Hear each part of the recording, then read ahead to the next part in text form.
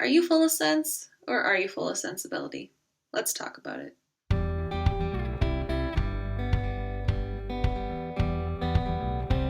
So, as you can clearly see from my independent novel study, I chose to read Sense and Sensibility by Jane Austen. Although a lot of people consider it to be the lesser known, less important sister of Pride and Prejudice, I actually think it holds its own, if not withstands, Mr. Darcy. The title in itself is a beautiful example of juxtaposition. You've got sense on one hand and sensibility on the other.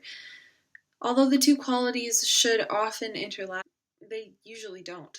You get people who are really headstrong and people who are really emotional, and that's the case of the Dashwood sisters, Eleanor and Marianne. Eleanor has her head where it's firmly supposed to be, on her shoulders, not running wild. She's logical, she thinks things through, and she's the head of the family in that way. Where Marianne, like her mother, has a huge heart that feels all of these emotions to the extreme. Nothing can be ever average in her life. She's spirited and impassioned, and this often leads her down the path of heartbreak. But with the two qualities, sense and sensibility, to balance each other out, they start to teach and learn from one another how to feel more and how to think more and how to be a better person on the whole. And as far as sisters and women and empowerment goes, Jane Austen was actually really ahead of her time. Marianne, for all of her passions, was really smart, as Jane Austen writes her, in a feminist way. She, although did want to fall in love, never focused on her life being solely devoted to a man. For example, she says that she abhors every commonplace phrase by which wit is intended, and setting one's cap at a man or making a conquest are the most odious of all.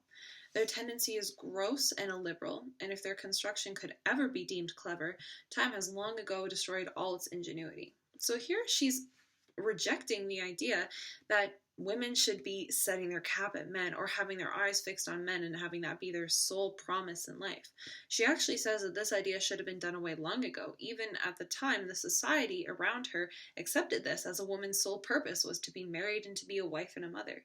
So really, looking at this book through a feminist lens, it's a huge empowerment of women and acting on women's strengths and qualities to build a future for themselves and make their own choices and be strong and independent.